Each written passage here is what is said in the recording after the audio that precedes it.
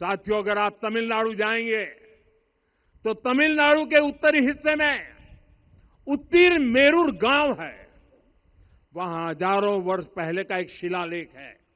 उसमें बताया गया है कि उस कालखंड में भी कैसे लोकतांत्रिक तरीके से शासन व्यवस्था चलती थी, लोग कैसे सरकार चुनते थे।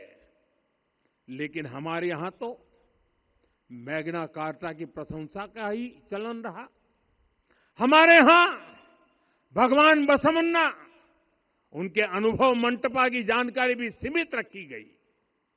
अनुभव मंटपा यानी जहां सामाजिक, धार्मिक और आर्थिक विषयों पर सार्वजनिक बहस होती थी, जहां सामूहिक सहमति से निर्णय लिए जाते थे।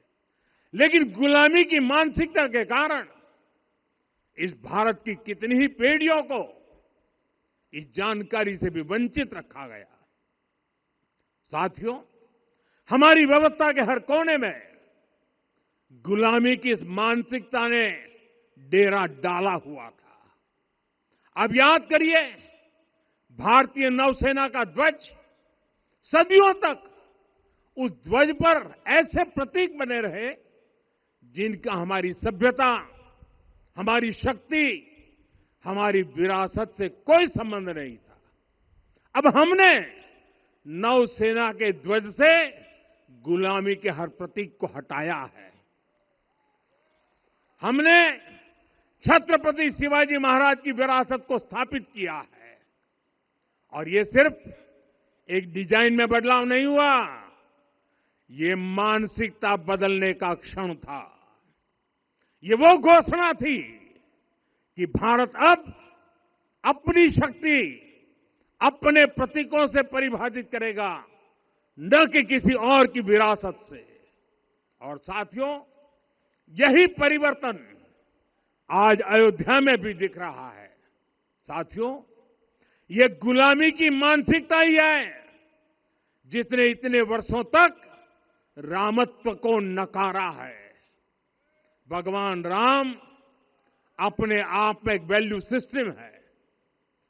ओरछा के राजा राम से लेकर रामेश्वरम के भक्त राम तक, और शबरी के प्रभु राम से लेकर मिथिला के पाहुन राम जी तक, भारत के हर घर में, हर भारतीय के मन में और भारतवर्ष के हर कण कण में राम है। लेकिन गुलामी की मानसिकता इतनी हावी हो गई कि प्रभु राम को भी काल्पनिक घोषित किया जाने लगा। साथियों, अगर हम ठान लें अगले 10 साल में मानसिक गुलामी से पूरी तरह मुक्ति पा लेंगे, और तब जाकर के ऐसी ज्वाला प्रज्वलित होगी, ऐसा आत्मविश्वास बढ़ेगा कि 2047 तक विकसित भारत का सपना पूरा होने से भारत को कोई रोक नहीं पाएगा। आने वाले 1000 वर्ष के लिए भारत की नींव तभी सशक्त होगी जब मैकाले की गुलामी के प्रोजेक्ट को हम अगले 10 साल में पूरी तरह ध्वस्त करके दिखा देंगे।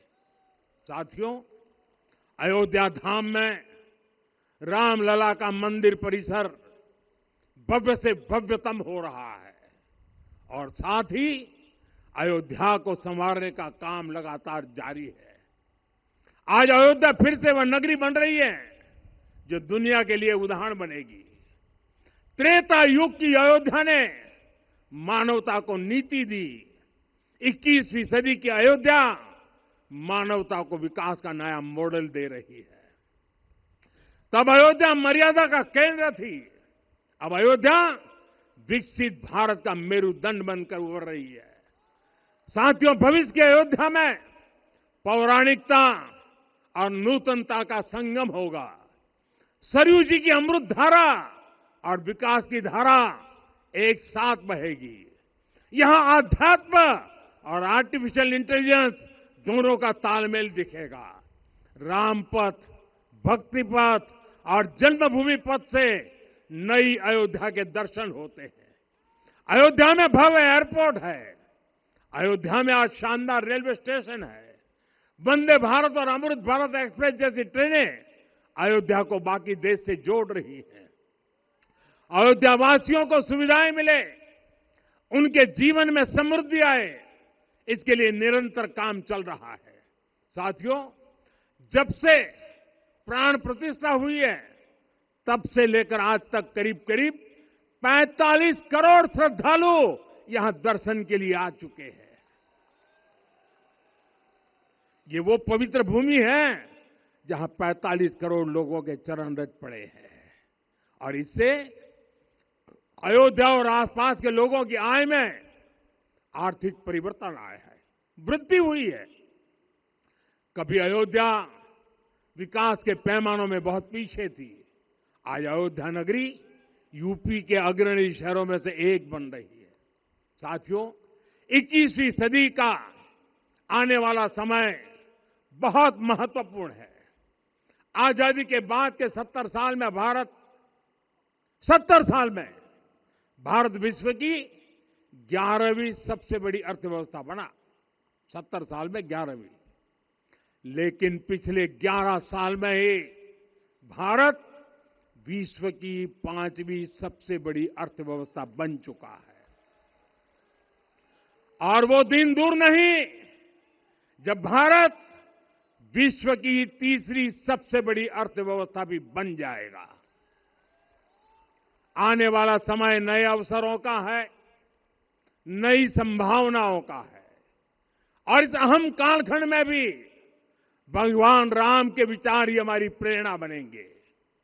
जब श्री राम के सामने रावण विजय जैसा विशाल लक्ष्य था, तब उन्होंने कहा था, सौरज धीरज ते ही रथ चाका, सत्यशील दृढ़ ध्वज पताका, बल विवेक दम परहित गोरे, क्षमा कृपा समता रजु जोरे। यानी रावण पर विजय पाने के लिए जो रथ चाहिए, शौर्य और धैर्य उसके पहिए हैं, उसकी ध्वजा सत्य और अच्छे आचरण की है, बल विवेक संयम और परोपकार इस रथ के घोड़े हैं, लगाम के रूप में क्षमा दया और समता है जो रथ को सही दिशा में रखते हैं।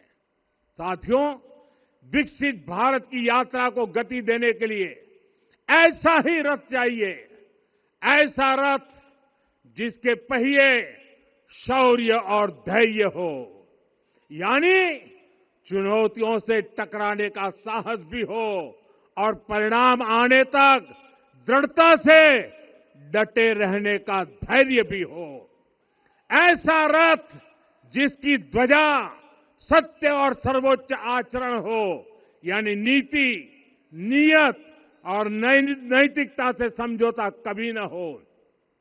ऐसा रथ जिसके घोड़े बल विवेक संयम और परोपकार हो, यानी शक्ति भी हो, बुद्धि भी हो, अनुशासन भी हो और दूसरों के हित का भाव भी हो।